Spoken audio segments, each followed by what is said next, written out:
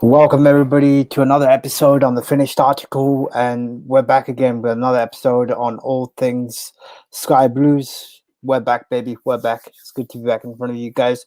Hope everyone's well and having a good day. Without further ado, let's get into the admin stuff before I bring my boy Rich on. So as always, please leave a like, subscribe, and comment. As always, we wouldn't be where we are today without your support. So really do appreciate that. As mentioned before, we are now on the race to 200, and a big shout out to those that have helped us get through 100 subscribers. Myself and Shaz will be doing the prize draw later on this evening at 10:30, and picking the winner from the draw. So those that have subscribed really do appreciate it, and those that are looking to subscribe, please make sure your profiles are visible so that we can put your name into the draw, and we will comment through that later on this evening, but stay tuned for that. And as always, follow us on our social media feeds below, on the Twitter handle, Facebook, and YouTube. And you can see my Twitter handle there. So if you need to reach out to me, if there's anything you want me to cover going forward for future episodes, do let me know. But without further ado, let me bring the main man on, Mr. Richard Holm. How's it going, mate? You all right? Yeah, not too bad, thanks, mate. Yeah, looking good with your trim and beard done. It's been a while since I've seen you looking dapper. Yeah, I literally just put the comb through it 5 seconds ago. I didn't realize Mark Robbins had that kind of effect on supporters after winning. But hey, you know, it's all good. By the way, you can see Rich's Twitter handle there as well. So just give him a shout out and a follow too. He's been a great host on covering a lot of shows with ourselves. But without further ado, let's get into it. So, Rich, we're going to kick off with obviously the main topic of discussion, Nottingham Forest game review. What are your thoughts, mate? Well, it's good to be back, isn't it? It is. Unfortunately, I couldn't make it down to the game, but I did catch the game on TV. So that we had, I think, over 20,000 fans there. Well, I think 4,000 were Nottingham Forest fans, but yeah, it was a great atmosphere. And I heard that, well, you know what? Watching the game, I thought, I know you messaged me during the game. I thought, and you were saying we weren't creative. I thought we actually played well. We were playing on the front foot. We were taking the game to them. We just weren't creating chances or trying to get through and go with them. Yeah, I mean, I sent you that text at half time, and I might have came across like I was being a bit harsh on the City. Not that I particularly thought we were playing bad. I was just first half was just quite flat, to be fair. Robbins has said that himself in his post-match interview, but I just look at the first half and thought it's two sides here who aren't really good enough and two sides that are probably going to struggle. City had most of possession, but didn't really create a lot. And yeah, but doesn't that show you that the fact that since Robbins has come back in, was it 3-4 years ago now, he's got the team playing in a positive manner. So yes, we're not conceding a lot, but he wants us to play possession-based football, take opportunity. I think he even said in his post-match interview that he wants to see the team take risks and opportunities. So I was kind of surprised by the message he sent, because I was like, Rich is never normally this negative. So you clearly must have seen something that... I had a long day, to be honest. I'd been up since 2 a.m, been at work, gone straight to the game. So that's dedication. But what was I going to say? You're still talking about Robbins wanting the team to take risk, but he took some risk with his substitutions. I think he brought bringing Jody Jones on after so long out, and he didn't let us down, because I think it was them subs that. It was when he made the subs in the second half that things began to change, I feel. Obviously, he'd already brought on Rose for De Costa at half-time, and De Costa hadn't had a particularly great game, if I'm honest. But hopefully he gets better. But, no, but also, I mean, just from the Jody Jones point that you brought up, I thought that was great to see him come through the game unscathed. Yes, it was only a substitute appearance, but he had glimpses of good touches. And by the way, we have to give a shout out to our man of the match, Callum O'Hare, for that skill for the equaliser. How he literally just dissected Nottingham Forest two players and left them for dead. And then obviously your man Gokras being in the right place at the right time with the goal. Aston Villa fans are probably upset about Grealish going. They shouldn't be upset about that, because they got 100 million for him. They should be upset that they let Callum O'Hare go for free. That I have to that has to be the bargain of the season for me. I still can't believe it. We got lucky with him. But speaking on O'Hare, what were your thoughts on his performance in the game? I'd probably say he was man of the match, to be honest. Yeah, I mean, the Telegraph gave man of the match to McFadzean, I think, and he did play well, but he made some mistakes as well in the first half, which probably been forgotten about because he scored the winner. But no, yeah, Sky gave the man of the match to, I think, Nottingham Forest. That was before Riley. Before we I think got the winner. But I mean, on my performance, I mean, I would say that's a plus point to win the first game of the season back at the Coventry Building Society Arena, as we're now called. Thankfully, is a positive step because, as you've mentioned, another 45 games to go. It's going to be a long, hard season, but I think anything that's an improvement. Now, there's something I want to bring. We've got to get to 51 points and then go from there. Get to 51 points as soon as possible. And then you reckon 51 points is enough for us to stay up, or that's enough for our team to stay up? What really lifted us the other day, though, I think we would probably have lost that game last season if it had been behind closed doors. But what really lifted us it's probably just before Robbins made the double sub when he brought Jones and Walker on. The rendition of Twist and Shout started, and it seemed to lift the team. The fans were singing non-stop. Forest fans on social media saying how quiet the Coventry fans were, but them last 20 minutes I've probably not seen. Well, I say I haven't seen the Rico of that for a long time because we've not been for a long time. But I can't remember the last time I saw an atmosphere like that at a City home game. I say the Rico. Talk us through the atmosphere. I mean, what did you make of it? Well, as I say, for them last probably the second half, certainly the last 25 minutes of the second half, the place was absolutely rocking. The fans just sang non-stop. When you could feel the goal was coming. Once we equalised, 6 minutes of injury time went up. I could feel the goal was coming. It was almost like the supporters sang the ball into the net. But you know what? I think for me, one of the things that impressed me the most was just the character of the team. Although we went a goal down, I think in the second half, Robbins basically said, like, look, guys, sort it out and just take the game to them. I mean, Gokrez's goal, I'm glad for him because hopefully that will allow him to push on. And it was a lovely finish. It was, yeah. I'd seen his finish against Stoke last season, which was good, but I think this should hopefully give him some confidence as well. I mean, for me, I know I predicted Coventry to win 2-0, and I put, who did I say? Waghorn and I can't remember who I said to get the second goal. But I said McFadzean. Oh, you did, didn't you? Yes, you did. And I said Ben Sheaf, and he hit the bar. I was almost spot on. You were indeed. Ben Sheaf had a good game. Ben Sheaf had a good game. I thought. I mean, I think for their goal, well, I think it was just a good goal. Actually, you know what? Their goal, I thought they got a bit lucky because Dabo slipped just before the ball came to him. So if he hadn't slipped, I thought he would have stopped them from scoring. Yeah, caught us on the break, but from early on in the second half, Forest were wasting time, and at 1-1, we were trying to win the game. Forest had players going down, wasting time. I know they're the away team, so often the away team are happy to settle for a point, but I just thought the difference between the two, though, and then closing a few minutes of the game, we wanted to win the game. They just wanted the game to end. They were going down. Yeah, exactly. I think they've had they struggled towards the end in terms of preseason, so I think they suffered a lot with COVID outbreaks in the team. Yeah. We won because we wanted it more. No, I agree. I would agree. I enjoyed that last minute winner. In fact, I still watched it just before we jumped on today because it was that entertaining. I mean, I'm still buzzing off the fact that we actually managed to get a win from that game, and as Jimmy Hill says, fight of the game is won. Yeah. So, in true spirit, we did the man proud. But Rich, I mean, any other thoughts you want to cover on the game?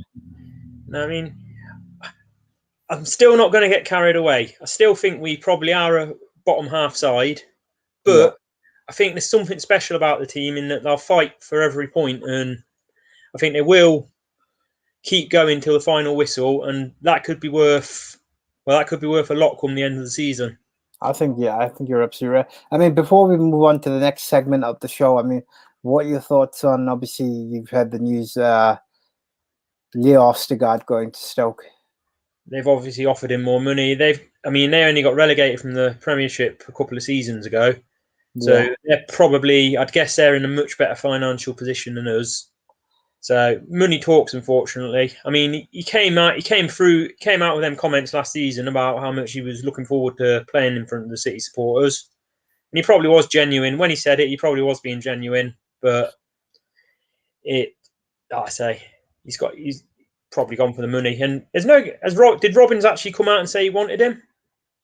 I don't think he did. We presume he did, because all the fans wanted Ostergaard back. Yeah, but all the fans wanting players back is one thing. Yeah. And like we said many a time, I think you said it, why do we get emotionally attached to loan players? It's like they're not our players to begin with. Even like, what's his name that joined Bristol City? Taylor, Matty James, yeah. Yeah. Matt James, again, another player that we were looking to sign and didn't. So we can't get hung on players that aren't really ours. I mean, I can't, correct me if I'm wrong, I can't remember the lineup, but did Liam Kelly play? No, he's injured still. Yeah, exactly. So that's another win. That's another win if he gets back. I think Matty Godden's out injured. Yeah, he's out injured. Yeah, I heard. So he could find himself down the pecking order, Godden. Well, it's better to have competition than anything else, as the saying goes. You never know, but that's just the nature of the game we live in.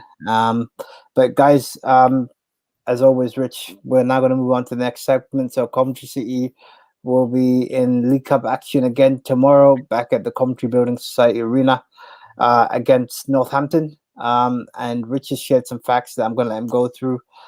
So without further ado, let's get into it. Let's go. Go for it, Rich.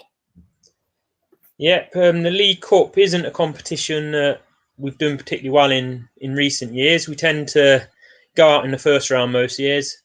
I've seen us lose to some. A few times I've been away and seen us lose to the likes of Morecambe and Bury. However, we have made the semi-final twice in our history, in 1981 and 1990. In 81, we were narrowly beaten 4-3 on aggregate by West Ham. Mm-hmm.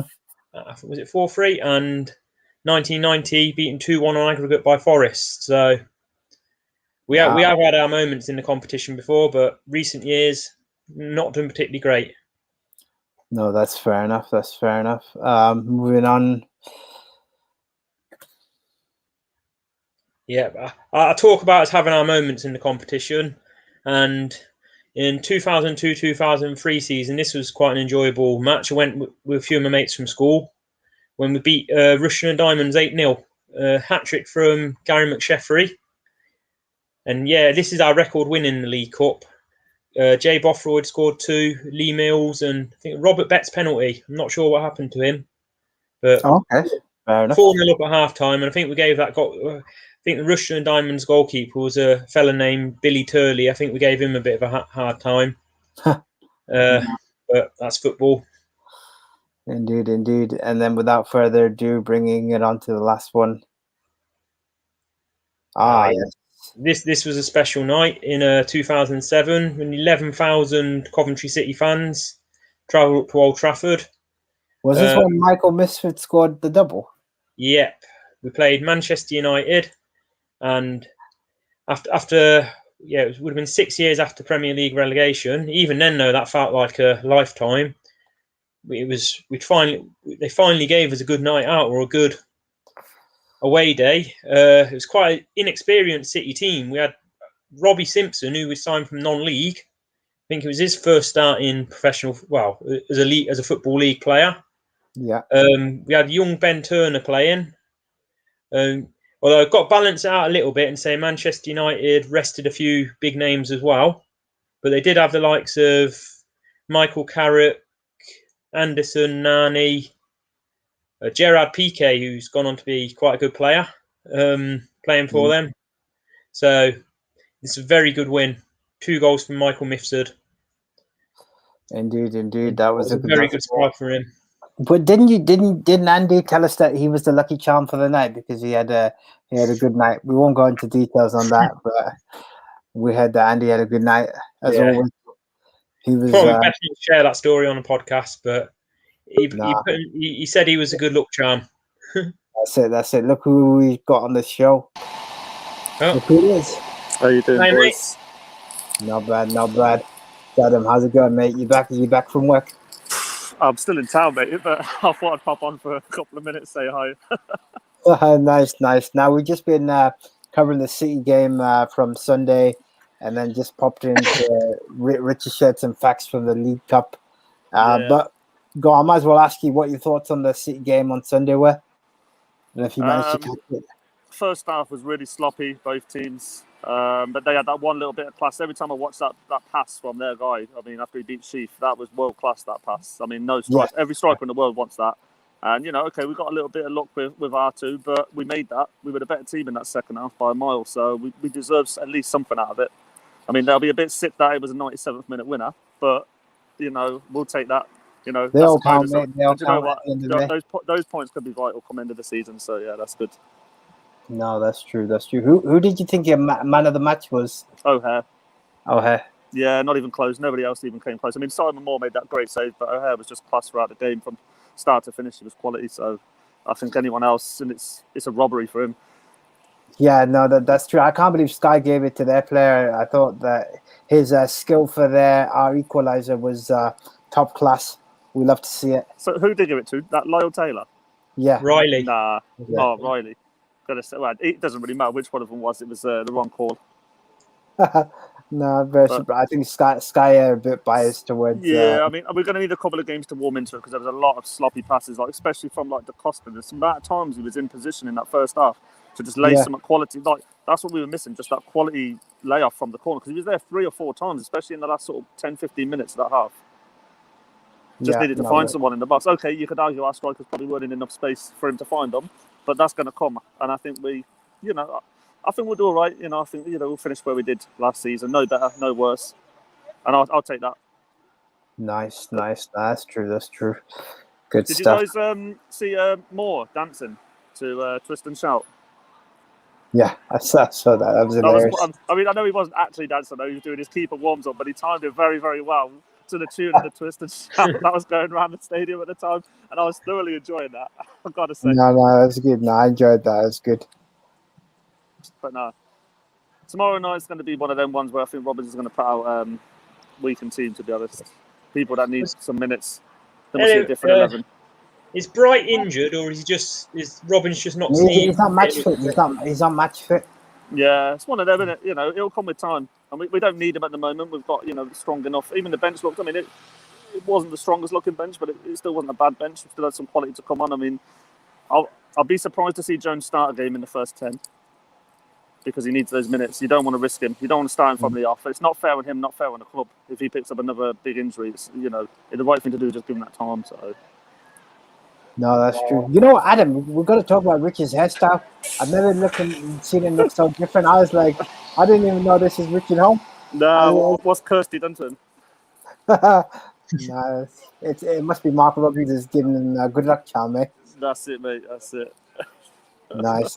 But what are your predictions on the game tomorrow, guys? Yeah, it's hard to call because you don't know who's starting. It is with the League Cup because you don't know what side we'll put out. You don't know what side they'll put out either. No. Because even lower league teams don't tend to go for it against higher division teams in the Cup these days. But if I have to make a prediction on the spot, I'll say 2-0 to the City. Yeah. No, that's true. I mean, I reckon I'll go to penalties. I can see it being like a... great penalties if it's a draw, isn't it? On that prediction thing on Twitter that Martin does, I've gone 6-1. You got 6-1? No messing about. I haven't put mine in yet. I ain't bothered, even if it's totally wrong. But, that's what I want to see, so that's what I'll go for.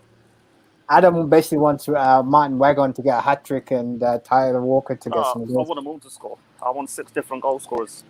Because then the confidence is flowing through the team. I want Simon Moore to pop up there and just knock one in.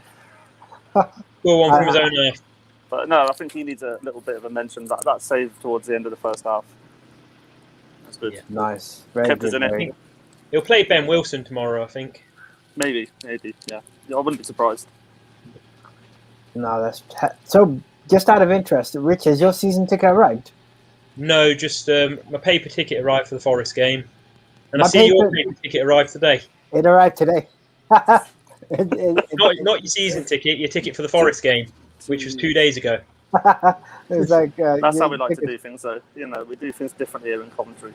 They can get away with it when the team are winning. You don't care about these little things. Nah. It's when we're bottom of League One that these things annoy us. Yeah, exactly. No, that's true. I mean, by the way, did you guys see the away strip? I mean, what are your thoughts on the pink and black? I'll be honest, I don't mind the colours, but I just think that it would have been nice to see a different design from last season, because basically the same as... I understand why they've done it, because it's like the history, isn't it? They've gone back to like the 1800s again, and they've just picked another colour that we use, but I would have liked to see a different design. I ain't bothered about the colours. I agree. No, that's or maybe save this kit for next season and put something else in. No, that's true. That is true. But other than that, don't mind it. It's not a terrible kit. It's not basically exactly the same as last season, is it? So.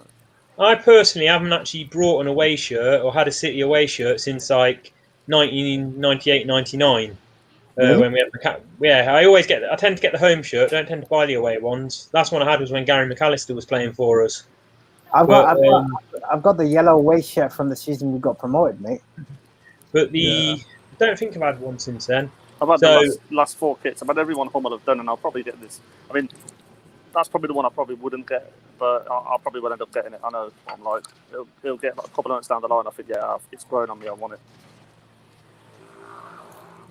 No, I'm still waiting on the new City shirts. I've ordered it, so hopefully at some point it will turn up. We'll have membership shirts come again, won't we, soon? Well, they probably won't arrive till the end of the season. If it's anything like your ticket, you'll get your home shirt one day after the season ends, mate. But do the Rico return shirt say Rico on, because they called them Rico Return, but that was before they announced the name change. Yeah, that could delay. By the way, Rich, you were at the game. Have they changed the name of the stadium from the sign, or is it still the same? They've changed a lot. They're in the process of taking it down. Yeah, they are in the process. But what I like, it's a City badge. It's the same size as the Wasps badge now.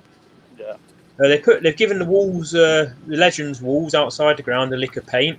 Yeah. And they've smartened them up a bit, which I just don't think Wasps would have allowed before such was a relationship between the two clubs before we went to Birmingham. Yeah. I don't think they would have allowed it then, but things seem to be better now. They have got the seats in not North Stand, in the main stand. The Wasps written into the seats, but as long as we fill it, nobody will see it at City games anyway. So, well, I think it's the first time we've had fans behind the other side of the goal in a while, isn't there? Because I saw that there was fans sat opposite the goal as well, which is nice to see. I was behind the goal. Made a difference, because we haven't had the option to sit there, obviously, in 2 seasons anyway, but obviously they had it closed that season before, so I thought, I'll go behind the goal. What was the atmosphere like behind the goal? Reasonable, not as obviously crazy as block 14, 15, but it was I'm in block 16. Still reasonable. I'm in block 16, but I may move my season ticket. I'll see. I quite liked it there the other day, to be fair. So.